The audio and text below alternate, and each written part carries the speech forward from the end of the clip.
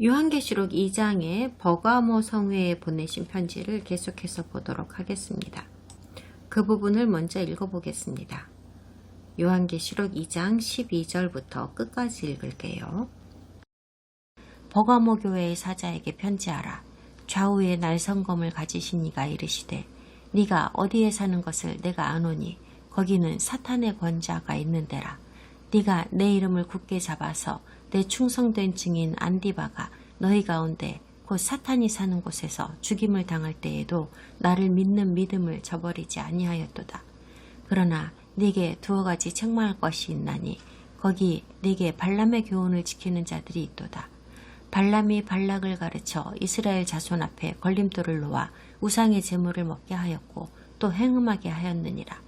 이와 같이 네게도 니골라당의 교훈을 지키는 자들이 있도다. 그러므로 회개하라.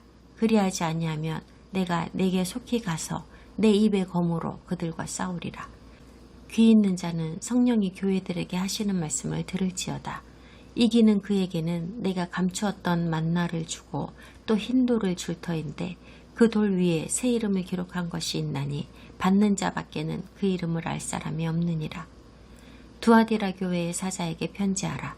그 눈이 불꽃 같고 그 발이 빛난 주석과 같은 하나님의 아들이 이르시되 내가 네 사업과 사랑과 믿음과 섬김과 인내를 아노니 네 나중 행위가 처음 것보다 많도다. 그러나 네게 책망할 일이 있노라.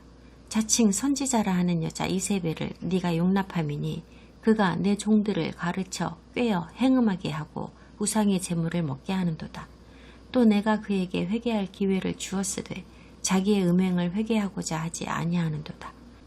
볼지어다 내가 그를 침상에 던질 터이요 또 그와 더불어 간음하는 자들도 만일 그의 행위를 회개하지 아니하면 큰 환난 가운데에 던지고 또 내가 사망으로 그의 자녀를 죽이리니 모든 교회가 나는 사람의 뜻과 마음을 살피는 자인 줄 알지라. 내가 너희 각 사람의 행위대로 갚아주리라.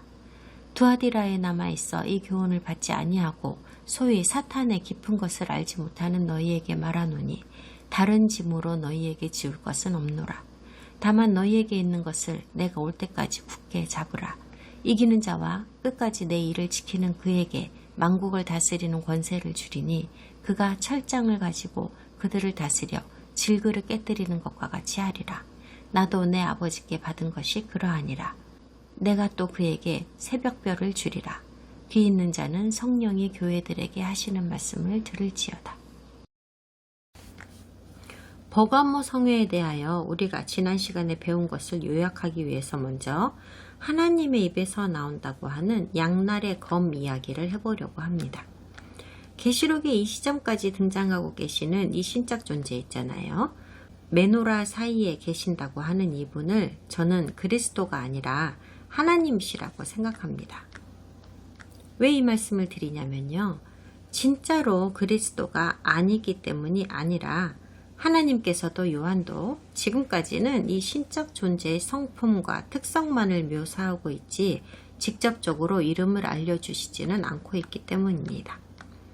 그리고 그 성품과 특성이라는 것도 성경에서 전형적으로 하나님 아버지를 묘사하기 위해 사용되었던 것들과 아들이신 예슈아를 묘사하기 위해 사용되었던 표현들이 마구 섞여 있기 때문에 우리가 섣불리 그분이 주시지도 않은 이름을 맘대로 이 존재에게 갖다 붙이고 결론 내리는 짓은 배우는 학생으로서 바람직하지 않을 뿐 아니라 상당히 오만불손한 행동이라고 생각됩니다. 요한도 이 존재가 이스라엘의 하나님이라는 정도 외에는 무어라 단정 지을 수가 없었습니다. 좌우의 날선 검이라는 것은 참 의견이 분분한 상징입니다. 일반적으로 가장 많이 알려진 의견으로는 하나님의 말씀일 거라는 의견인데요. 현대 기독교인들은 말씀이라고 하면 대부분이 신약 성경을 떠올립니다. 요한은 이것이 신약을 말하는 것일 거라는 생각은 할 수가 없었습니다. 당시에는 신약이라는 게 존재하지 않았거든요. 그가 죽고 100년도 더 있다가 생겨난 게 신약입니다. 빅토리누스와 제롬이라고 하는 초대교회 교부들은 좌우의 날선검이라는 걸 한쪽은 모세의 율법이고 다른 한쪽은 복음이라고 해석하였습니다. 저도 이 해석이 맞다고 생각합니다. 하나님께서 버가모 성도들에게 그들이 어디에 살고 있는지 안다고 말씀하셨습니다. 바로 사탄의 권좌가 있는 곳이라지요. 이 말씀도 참 논란이 많습니다. 하나님께서 말씀하시는 것이 도대체 무슨 뜻인지 추정만 분분하거든요. 어떤 사람들은 버가모에 사탄의 권좌라는 명칭을 가진 어떤 제단이 있었을 거라고 생각합니다. 다른 사람들은 이건 그저 하나님께서 이방 종교가 난무하는 이 도시 자체를 질타하기 위해서 하신 말씀이라고 생각합니다. 우리가 확실하게 알 수 있는 것은 하나님께서는 버가모를 정말로 끔찍하게 사악한 도시라고 생각하셨다는 사실입니다. 하지만 가장 사악했던 도시 소돔에도 하나님의 이름을 붙들고 있는 사람들이 극소수 존재했었듯이 버가모도 그랬습니다. 버가모 성회의 성도들을 향한 핍박이 극에 달해 있었고 실제로 그들 중 한 사람이 순교를 했습니다. 안디바라는 인물이죠. 그래도 그들은 겁먹지 않았고 하나님의 이름을 부정하지 않았습니다. 베드로랑 비교됩니다. 하나님께서는 이 점을 칭찬하셨습니다. 이건 매우 좋은 소식입니다. 그리고 이제 나쁜 소식이 나옵니다. 하나님께서는 먼저 좋은 말씀을 하신 후에 책망할 것이 있다는 말씀을 하시는데요. 왜 이런 구조로 말씀하시는지 아세요? 겁 좀 먹으라고 그러시는 겁니다. 책망의 목록 중 제일 처음 것은 버가모 성도들이 발람의 교훈을 지키고 있다는 것입니다. 발람은 발락을 도와서 이스라엘의 덫을 놓아 그들이 우상에게 바쳐진 음식을 먹게 하고 음행의 죄를 짓게 한 사악한 선지자입니다. 그러니까 우상에게 바쳐진 음식을 먹지 말라는 금지 조항은 적어도 발람이 존재하던 출애굽 당시에도 이미 존재했던 조항이라는 거죠. 모세의 율법이 발현되고 곧바로 말이죠. 그러므로 바울 당시에 예루살렘 공회에서 우상에게 바쳐진 음식을 먹게 해서는 안 된다고 결정한 것이 특별히 신약의 이방인 기독교인들을 위해 새로이 만든 명령이었다고 알고 있는 기독교인들이 있다면 대단히 잘못 알고 있는 겁니다. 발람과 발락의 이야기는 민수기에 나오는데 너무 얘기가 기니까 여기서 그걸 다 읽지는 않을 겁니다. 하지만 한마디로 요약한 말씀이 민수기 25장에 있으니 읽어드릴게요. 이스라엘이 시딤에 머물러 있더니 그 백성이 모압 여자들과 음행하기를 시작하니라. 그 여자들이 자기 신들에게 제사할 때에 이스라엘 백성을 청하매 백성이 먹고 그들의 신들에게 절함으로 이스라엘이 바알브올에게 가담한지라. 여호와께서 이스라엘에게 진노하시니라. 민수기의 이 이야기와 버가모 성도들이 하고 있는 일들이 어떻게 연결되어 있길래 하나님께서 발람에게 빗대어 말씀하시는 걸까요? 그들은 신자들에게 무엇이든 먹을 수 있다고 가르치고 있었고 음행의 율법이 그들에게는 해당되지 않는다고 했기 때문입니다. 지금 읽으신 대로 옛날에도 이스라엘이 이방 신들에게 바쳐진 음식을 먹는 죄를 지었다고 하시면서 너희도 발람의 가르침을 고수하면서 이방인이 먹는 것을 먹고 있다고 지적하고 계시는 겁니다. 지난 시간에도 설명드렸지만 우리는 항상 유대인들의 관점에서 성경을 읽어야 합니다. 그러지 않으면 요점을 놓치게 되어 있습니다. 이방인들이나 혹은 이방인 기독교인들한테는 그저 사람이 먹을 수 있는 것이라고 하면 다 음식이 됩니다. 그러나 성경 전체에 걸쳐서 유대인들에게 있어서만큼은 음식에 대한 정의가 완전히 다릅니다. 하나님께서 그분의 예배자들에게 적합하다고 선포하신 것만이 음식이 될 수 있습니다. 하지만 음식으로서 먹을 수 있다고 허용하여 주신 것이라고 하여도 이것이 예식적으로 부정하다고 정의할 만한 여러 상황에 노출이 되었다고 한다면 그것은 먹을 수 없는 것이 되어버립니다. 먹으라고 하신 아무 하자 없는 음식이라고 하여도 이것이 우상에게 바쳐졌던 것이면 이제는 못 먹게 되는 겁니다. 그럼 제가 지금 유대인이든 이방인이든 모든 신자들이 모세의 율법에서 정한 음식법에 따라야만 한다고 말씀드리고 있는 건가요? 우리도 코셔 음식만 먹어야 하는 건가요? 네, 맞아요. 제가 바로 그 말을 하고 있는 거예요. 맞아요. 두말하면 입 아픕니다. 다만 여기에다가 한마디 경고를 덧붙이자면 우리는 성경에서 말씀하시는 코셔를 먹어야 한다는 겁니다. 랍비들이 정한 코셔 말고요. 성경에서 음식법에 대해서 말씀하시는 구절은 사실 몇 구절 안 됩니다. 지키기 어려운 것도 아니고 금지 조항도 그리 많지 않아요. 현대 기독교인들에게 제일 힘든 건 아마도 돼지고기랑 조개류를 먹지 못하는 것일 겁니다.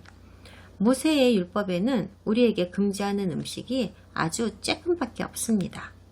하지만 한편으로 유대인 랍비들이 정한 코셔 율법서는 대따맛이 두껍고 복잡하고 금지 조항들이 어마무시하게 많습니다. 유대인들이 전통적으로 지켜오는 이 율법들 중에서 몇 가지는 우리도 알고 있는 겁니다. 그리스도 당시에도 이미 잘 확립되어 있었던 것이라서 우리 주님께서도 바리새인들과 이것에 대해 논쟁하셨었거든요. 정리하면 이렇습니다. 버가모 성회에서 지키고 있다고 하는 발람의 교훈은 음식에 관한 것이었고, 대단히 죄송하지만 기독교에서 수세기 동안 가르치고 있는 교훈이랑도 똑같은 겁니다. 먹고 싶은 대로 먹어라 하는 거죠. 그 가르침이에요. 발람의 교훈이라는 게 그거라고요. 현대를 사는 우리들은 엄청난 일들을 목격하고 있습니다. 동성애나 성전환자들을 교회 안에서 수용하고 있고, 성경에서 금지하는 것들은 구시대적이고 원시적인 발상이라고 가르치면서 현대 신자들에겐 적용되지 않는다고 말합니다. 동성애자 교회는 당연한 게 되었고, 동성애자 목회자들도 등용되고 있고, 동성애자들의 결혼식이 교회에서 거행되고 있고, 성애에 대한 금지 조항들은 싹 사라져 버렸습니다. LGBTQ 운동이 전개되면서 많은 교파들의 강단에서는 이들에게 관용을 베풀어야 한다는 설교를 떠들어대고 있습니다. 발람의 교훈이 기독교 안에서 활개를 치고 있습니다.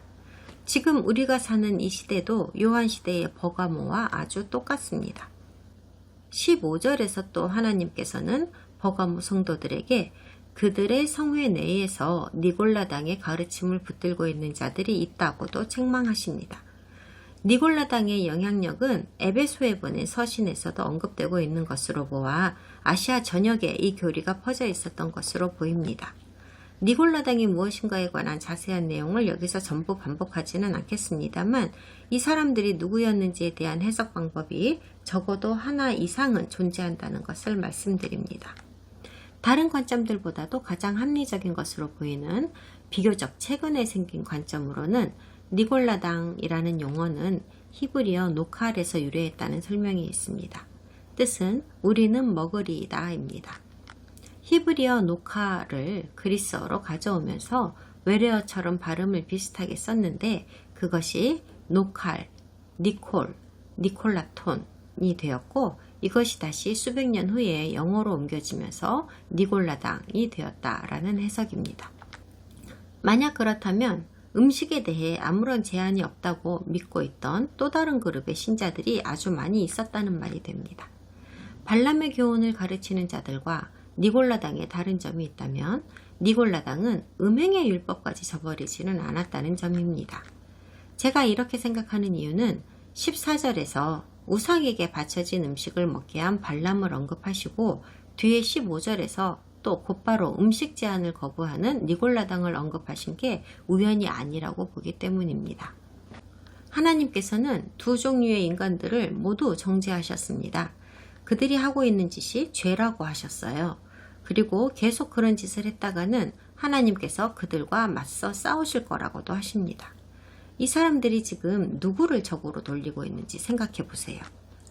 하나님께서는 그분의 입에서 나오는 칼로 이단자들과 전쟁을 치르시겠다고 하십니다. 14절은 발람과 발락의 이야기를 기억하고 있지 못하면 이해하기 어려운 구절입니다.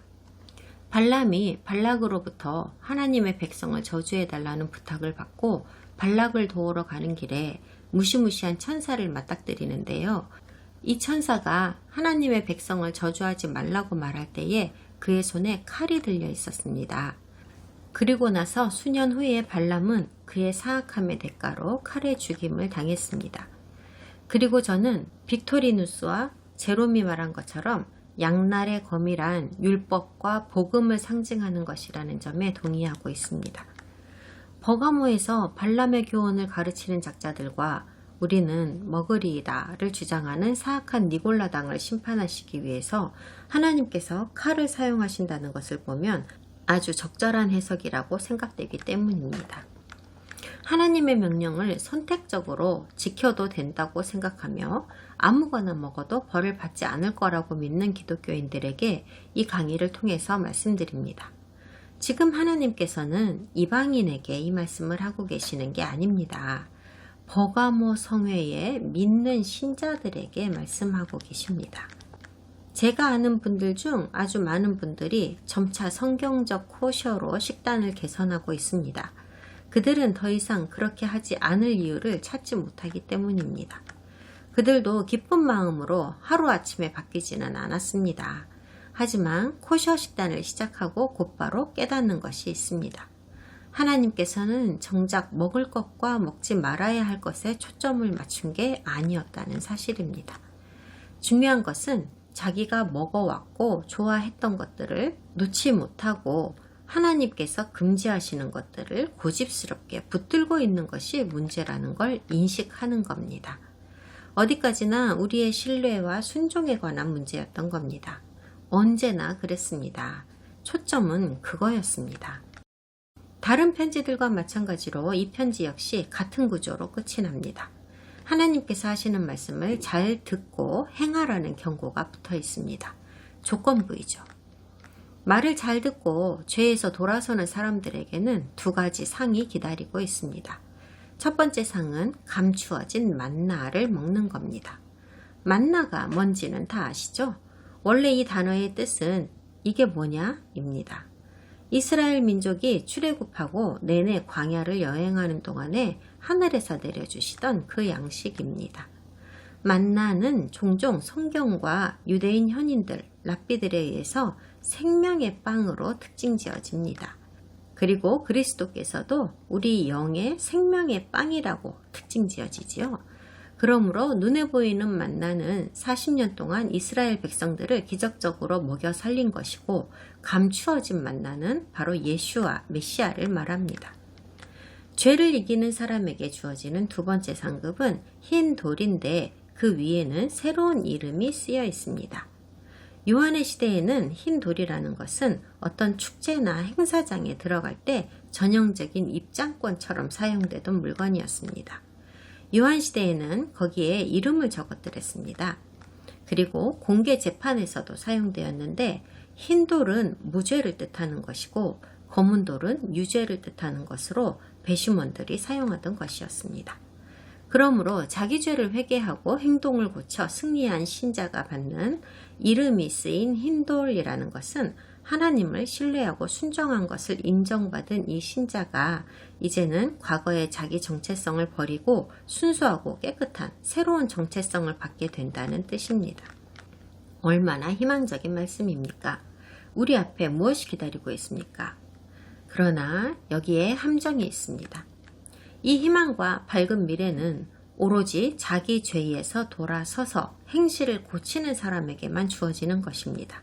개나 소나 다 받는 건 아닙니다. 고치는 사람만 받아요. 고치지 않는 사람은 감추어진 만나도 먹지 못하고 새 이름이 쓰인 흰돌도 받지 못합니다. 이 말의 뜻은 이 신자들이 만나를 먹지 못하고 흰돌을 받지는 못하더라도 구원의 유익을 부분적으로는 얻을 수 있을 거라는 뜻이 아닙니다. 아예 아무것도 얻지 못한다는 뜻입니다. 그들의 구원 자체가 아예 거절된다는 뜻입니다. 다음 네 번째 편지는 두아디라 성회에 보내시는 겁니다. 두아디라는 버가모에서 남동쪽에 위치하고 있으며 다른 6성회와 마찬가지로 메인 도로상에 있습니다. 우리는 두아디라를 사도행전 16장에서도 보았습니다. 사울이 사역을 위해 머물렀던 여행지입니다. 거기서 바울은 어떤 여성을 만나서 복음을 전파했는데 바울의 여행에서 그리스도를 영접한 사람으로 기록이 된 것은 이 여성이 처음입니다. 리디아라는 이름의 염색업을 하는 여인이었죠. 두아디라는 그 당시에 염색업으로도 유명한 도시였습니다. 이곳은 아주 작은 마을입니다. 앞서 보신 에베소나 서머나 버가모 같은 대도시와는 완전 다른 마을이죠. 그렇지만 여기에도 유대인 거주민들과 회당이 있었습니다. 그리고 당시에는 신자들의 수도 꽤 많았습니다. 이 편지 역시도 하나님께서 자신의 이름을 밝히시지 않으시는 채로 시작이 됩니다. 그저 그분의 특성만 묘사되고 있는데요. 그런데 18절을 보면 요한계시록 전체에 걸쳐서 오로지 딱 한 번 등장하는 하나님의 아들이라는 단어가 있습니다. 여기에만 나옵니다. 이 용어에 대해서는 전에 보았었는데요. 그냥 지나가기에는 너무나도 중요한 용어입니다. 기독교 교리에서는 하나님의 아들이라는 용어는 그리스도를 의미한다는 것 외에도 그분의 신성을 나타내는 용어라고 설명하고 있습니다. 하나님의 아들이라는 용어는 사람이신 예수와의 신성을 나타내는 말이라고 하죠. 그러나 실제로는 구약 성경에 곳곳에서 등장하고 있는 이 용어 모두가 이스라엘의 왕들에게 적용되고 있습니다. 그리고 시간이 흐르면서 하나님의 아들은 다윗 왕가의 후손으로 오실 이스라엘의 왕을 가리키는 용어로 정착이 되었습니다. 이스라엘의 새로운 왕이 되실 다윗의 후손이라는 분은 바로 메시아를 말하는 것입니다. 그러므로 우리도 이 구절을 그렇게 보아야 합니다. 이 편지를 열라는 메시지는 바로 왕에게서 왔다는 뜻입니다. 다윗 혈통의 왕 말입니다. 우리가 간파해야 할 것은 이 표현은 메시아의 인성을 말하고 있는 것이지 그분의 신성과는 아무런 상관이 없다는 것입니다. 왕으로서 그분이 가지신 능력과 권한과 왕권을 의미합니다. 그런데 이 편지 역시도 이분에 대한 묘사가 이것뿐만이 아닙니다. 그 앞에 적혀있는 말씀을 보면 그 눈이 불꽃 같고 그 발이 빛난 주석과 같다고 합니다. 이 표현은 명실상부하게 옛적부터 계신 이를 묘사하는 표현입니다. 다니엘서와 에스겔서에 분명히 그렇게 적혀 있습니다. 그러니까 결국 하나님의 아들이라고 하면서 이 존재를 그리스도라고 단정짓게 만드는 말을 써놓고서는 뒤통수 치는 말씀이 같이 있더라는 말입니다. 언제나 아버지께만 적용되는 묘사를 덧붙여 놓은 거죠. 수수께끼가 계속되고 있습니다. 이 서신에는 7편지들 중에서도 가장 극찬의 말씀과 가장 치욕스러운 말씀이 동시에 들어 있습니다. 이 성회를 망치고 있는 한 사람에 대한 이야기가 중심이 되고 있습니다. 그런데 무슨 이유에서인지 이 작자를 아무도 건들지를 못하고 있답니다. 하나님께서는 이 성회가 사랑과 신뢰와 봉사와 인내에 있어서 매우 훌륭할 뿐 아니라 이전보다도 훨씬 좋다고 말씀하셨습니다. 그리고 그들은 바깥 세상에 대해서도 열심히 봉사를 하고 있다는 점을 칭찬하고 계십니다. 그러니까 처음 사랑을 잃어버린 에베소 성회와는 달리 두아디라 성회의 사랑은 아직도 잘 자라고 있는 겁니다. 개인 사업 분야나 군대에서 사용하는 용어 중에 미션 크립이라는 것이 있습니다. 들어보셨나요? 맨 처음에 주어졌던 사명이 무엇이든 간에 시간이 흐르면서 그 사명이 다른 어떤 것으로 스물스물 변형되어지는 것을 일컫는 용어입니다. 그런 상황을 미션 크립이라고 합니다. 신자들 사이에서 이러한 현상이 자주 나타나는 것 같습니다. 특별히 지역사회를 향한 사역보다는 신자들 내부에서 잘 일어나는 현상입니다. 밖으로 보여지는 것에만 너무 집중하다 보면 어느 날 인식하지 못하는 사이에 태도나 영적 상태가 전혀 다른 사람을 성회에 들이게 되는 일이 생깁니다. 성회나 지도자들의 원래 목적과는 전혀 다른 사람들을요. 이런 새 신자들은 분열과 분쟁의 원인이 되기도 하고 더 나쁜 경우에는 이들이 하나님의 지혜에서 오지 않은 새로운 트렌드 같은 것들을 성도들에게 전파해서 성도들을 진리에서 떠나게 만들기도 합니다. 두아디라 성회에 들어와서 성도들을 그릇된 길로 인도한 이 여자를 이세벨이라고 부르셨습니다. 이 여자가 사람들에게 어떻게 하라고 가르쳤던 걸까요? 행음의 죄를 짓게 하고 우상에게 바쳐진 음식을 먹게 하여 죄를 짓게 만들었습니다. 이 편지들에서 계속해서 반복되고 있는 주제가 있다는 것을 눈치채신 분이 계십니까? 행음과 음식에 관한 말씀이 계속 반복되고 있어요. 하나님께서 미워하시는 목록들 중에서 맨 위에 있는 항목들이 이겁니다. 알고 계셨습니까? 이 이름 모를 여자를 사악한 아합 왕의 아내인 이세벨에 비유한 것은 이 여자가 모든 일에 있어서 하나님을 대적하면서 우상 숭배와 이교 신앙을 지지하는 일에 책임을 맡은 사람이라는 얘기를 하고 싶으셔서입니다. 이세벨 여왕의 목표는 이스라엘이 하나님을 숭배하지 못하게 만드는 것이었는데 그녀는 이 일을 썩 잘 수행하였습니다. 이 이세벨이라는 여자의 이름이 진짜 이세벨이었는지는 몰라도 그녀의 목표가 이세벨 여왕의 목표와 비슷한 것이었거나 아니면 이 여자도 사실은 속고 있었던 것 같습니다. 21세기를 사는 우리들의 좌우명은 관용입니다. 관용은 오늘날의 우리 사회나 개인들이 붙들어야 할 위대한 선이라고 여겨집니다. 그래서 늘 관용을 베풀어야 한다고 강조합니다. 어떤 사람이든 어떤 나라이든 너그럽지 못한 자들은 계몽시대의 발전을 저해하는 우리 인류의 적으로 간주됩니다. 그리고 당연하게도 기독교 조직에도 관용이 스며들어 왔고 선을 행하는 것만큼이나 관용을 베푸는 것도 중요한 것이 되었습니다. 최근에 제가 어느 신학교를 방문했었는데 어떠한 성적 성향을 가진 사람이든 수용하고 환영한다는 글귀가 출입문에 떡하니 적혀 있는 것을 보았습니다. 관용 그 자체는 악한 것이 아닙니다. 무엇에 관용을 베푸느냐가 문제입니다. 현대에는 본질적으로 모든 성경적 도덕성에 대한 반론을 관용이라고 말하고 있다는 점이 매우 유감스럽습니다. 동성애자를 대적하는 말을 하면 불관용이라고 합니다. 낙태 금지를 외치면 이것도 불관용이라고 합니다. 사실 악한 것을 지적하는 사람이라면 누구든지 불관용한 사람이 되어버립니다. 두아디라 성회에 있는 선한 사람들은 그들 한가운데에 있는 악성 암세포에 관용을 베풀고 있었습니다. 관용이 좋은 거라고 생각했으니까요. 그래서 하나님께서는 협박에 가까운 엄중한 경고를 주셨습니다. 해당하는 범죄자에게만이 아니라 성회 전체에게 주시는 경고입니다. 이 이세벨이라는 여자는 어떻게 이 성회에 그토록 큰 영향을 미칠 수 있었던 걸까요? 그녀가 자기를 선지자라고 했기 때문입니다. 예언의 지식을 설파하는 사람은 항상 하나님의 백성들을 자석처럼 끌어들입니다. 신약시대에는 선지자라는 용어를 별로 사용하지 않았었습니다. 성경을 굳건히 붙들면서 하나님의 예배자들에게 하나님의 말씀을 가르치는 사람들은 교사라고 불렀습니다. 그 당시에 유대인들은 일반적으로 선지자의 시대는 다 끝났다고 생각했기 때문입니다. 하나님께서 전달하시고자 하시는 말씀은 이미 성경에 다 담겨 있다고 믿고 있었습니다.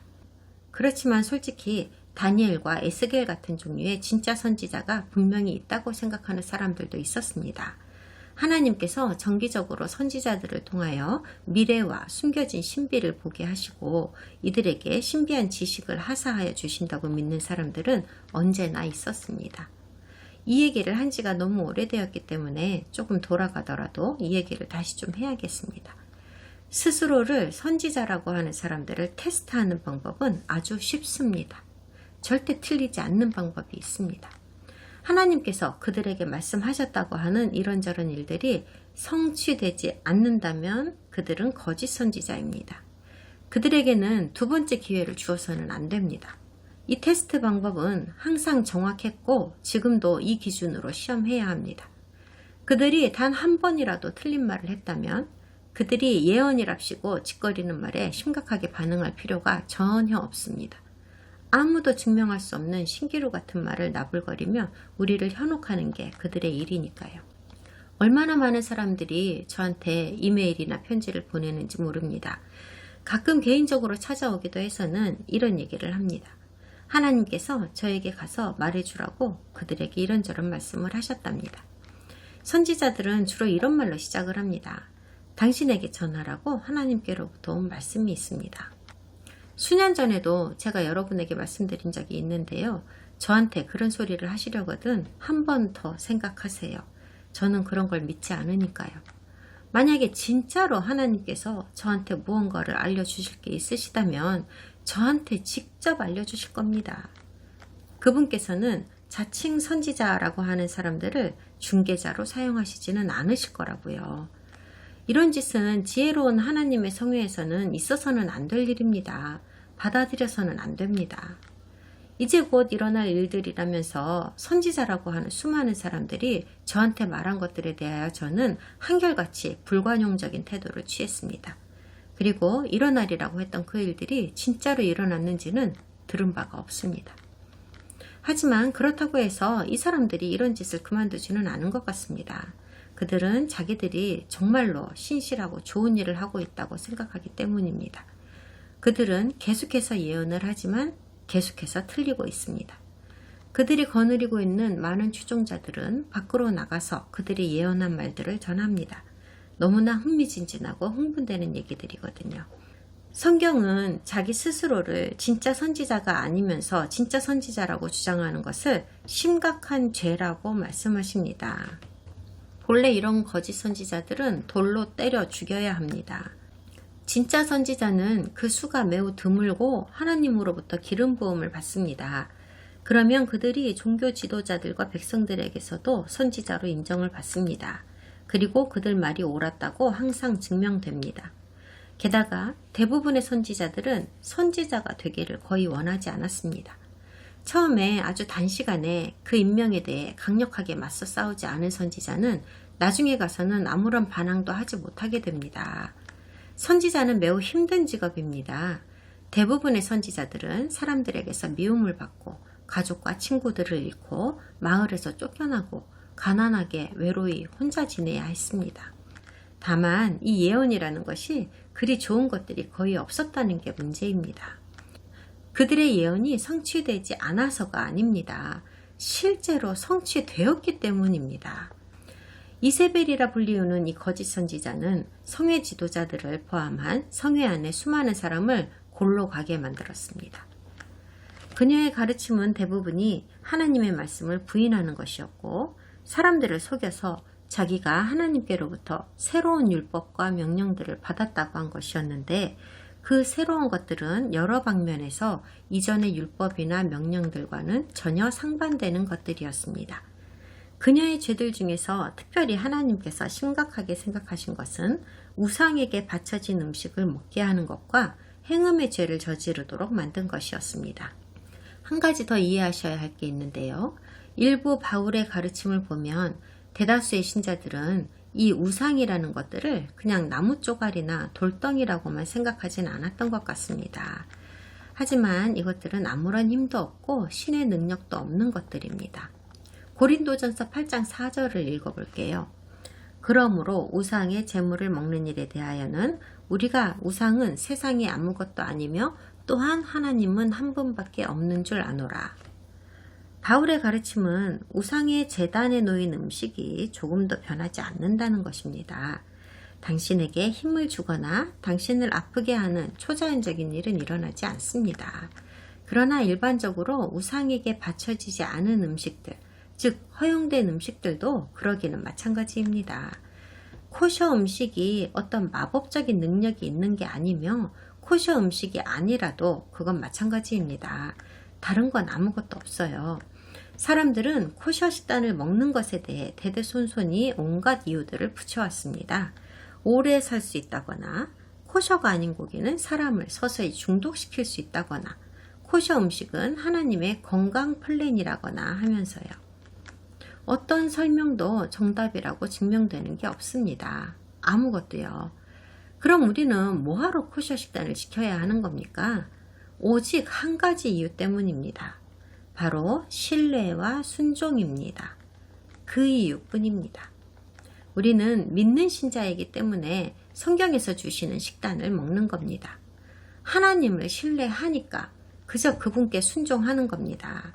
육체적으로 얻는 유익 때문이 아닙니다. 하나님께서 정해주시는 음식을 먹는 우리는 스스로를 즐겁게 하기 위해 먹고 싶은 대로 먹는 세상 사람들과는 구별되는 겁니다. 우리가 하나님께서 먹으라고 하시는 것을 먹는 이유는 하나님을 기쁘게 해드리고 싶기 때문입니다. 21절에서 이 여자에게 회개할 시간이 주어졌었는데도 죄를 멈추지 않았다고 하시네요. 그녀는 이 죄를 멈추고 싶어 하지를 않았습니다. 아마도 성회 안에서 누군가는 그녀의 사악한 그런 행동에 이의를 제기했던 것 같습니다. 그러므로 그녀도 자기의 행동이 옳다고만 생각했던 것은 아닐 겁니다. 그러나 교회 지도자 계급에서는 그녀의 거짓말에 영향을 받는 다른 신자들을 보호하기 위해 그녀를 쫓아낼 수 있을 만큼 그녀에 대해 그렇게 심한 반감을 가지지는 않았었나 봐요. 지도자들은 왜 리더십을 발휘하지 않았던 걸까요? 고리타분한 이유 때문입니다. 이 여자가 인기가 많아요. 추종자들도 많이 거느리고 있어요. 그래서 교회가 분열될 것을 염려했던 거지요. 그리고 사랑과 관용을 서로 헷갈려하고 있었던 것 같아요. 22절에서 하나님께서 어떻게 하실 건지를 말씀하십니다. 교회 지도부가 아무것도 하지 않으니까요. 먼저 이 여자를 하나님께서 아프게 하실 거랍니다. 치명적인 질병에 걸리게 하실 거라는 말이죠. 두 번째로 성회 안에서 그녀를 따르는 추종자들이 고통을 겪게 하실 거랍니다. 아주 힘든 고통을요. 세 번째로 하나님께서 그녀의 아이들을 죽이신답니다. 그녀를 따르는 추종자들을 하나님께서는 행음하였다고 말씀하십니다. 왜냐하면 하나님을 섬기는 신자들이 동시에 마귀를 섬길 수는 없는 것이니까요. 행음을 저질렀다는 것은 일부 일처의 관계에서 맺은 맹세의 신뢰가 깨어져 버렸다는 뜻입니다. 그러나 그녀를 따르던 이 성회의 신도들에게는 어느 정도 희망이 있는 것 같습니다. 그들이 본 궤도로 다시 올라올 수 있을 만큼 너무 멀리 가지는 않은 것 같아요. 예수와의 형제인 야고보가 야고보서 5장에서 이런 말을 했습니다. 내 형제들아, 너희 중에 미혹되어 진리를 떠난 자를 누가 돌아서게 하면 너희가 알 것은 죄인을 미혹된 길에서 돌아서게 하는 자가 그의 영혼을 사망에서 구원할 것이며 허다한 죄를 덮을 것임이라. 하나님께서 죽이겠다고 하시는 그녀의 자녀들이라는 것은 그녀의 생물학적 자녀들이 아닙니다. 물론 포함될 수는 있어도요. 그 성회에서 그녀에게 훈련을 받고 그녀와 똑같은 죄를 지은 성도들을 말합니다. 그들에게는 더 이상 아무런 희망이 없습니다. 그냥 영원한 죽음의 운명에 처해지도록 정죄받았습니다. 다시 말씀드립니다.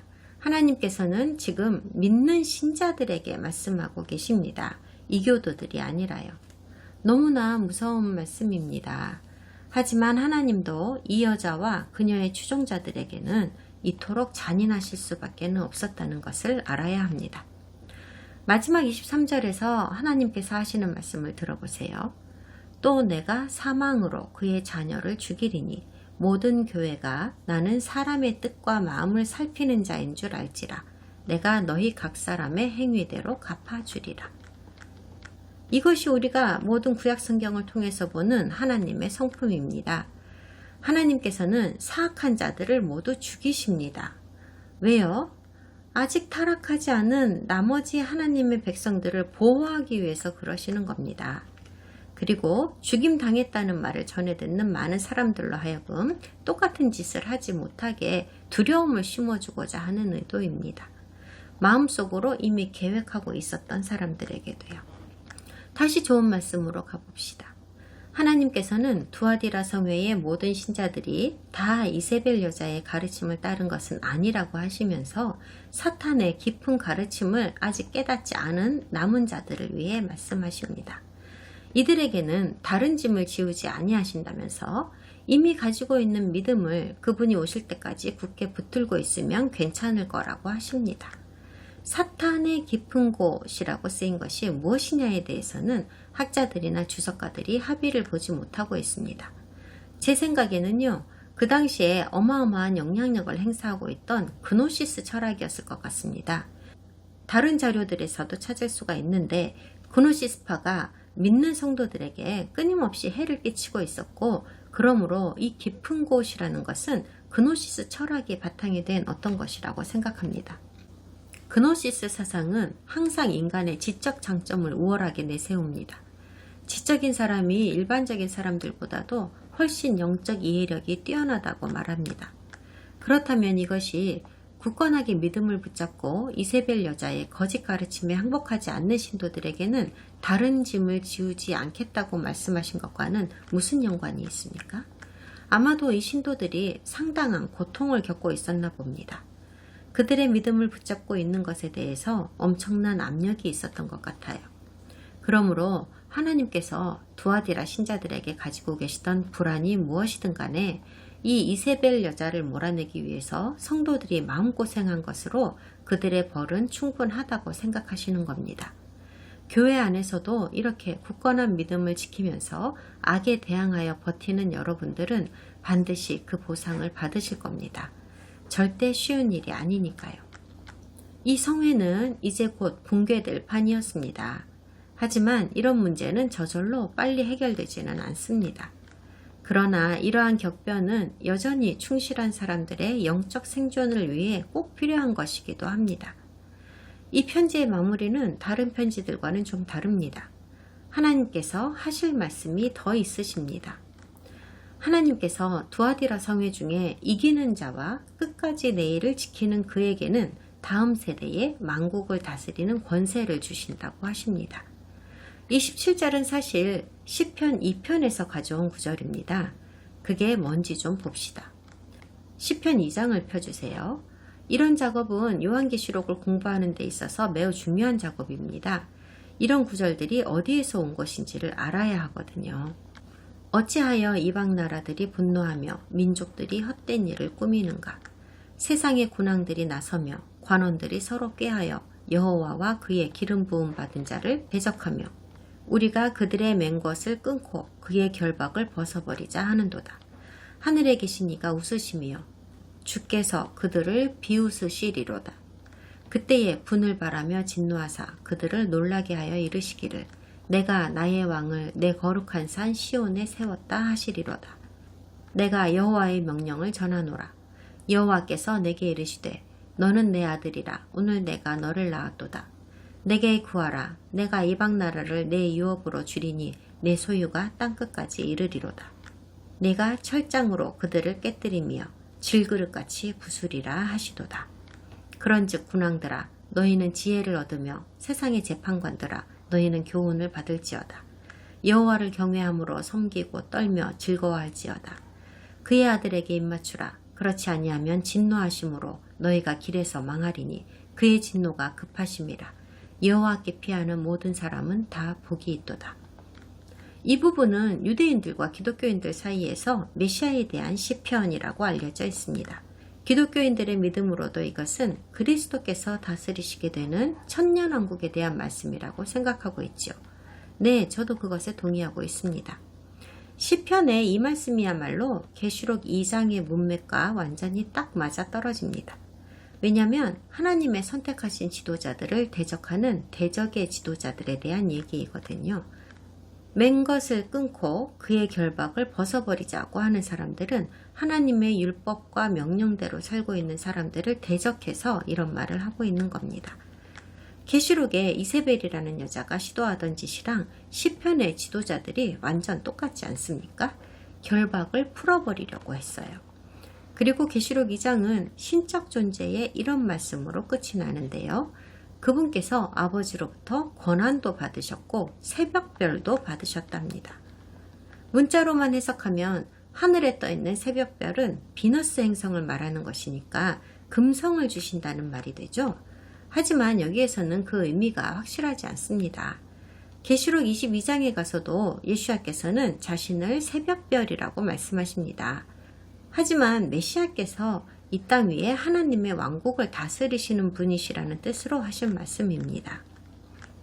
그러므로 이 비유 말고 또 다른 아주 그럴듯한 증거가 나오지 않는 한은 여기 2장도 이기는 자가 세상을 다스리게 된다는 뜻으로 하신 말씀이라고 받아들여야 합니다. 자, 그럼 다음 시간에 4대의 메시아닉 성회를 향한 서신을 보도록 하겠습니다.